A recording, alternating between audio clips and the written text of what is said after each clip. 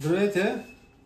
Днес искам да ви покажа с тази машина как мога да направя отвор в плочка, понеже има функция, иска да слиза надолу и да се качва нагоре.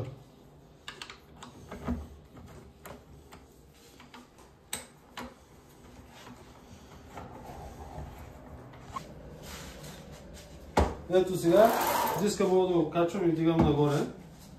Като сега ще се пусна машината и започнем с отвор.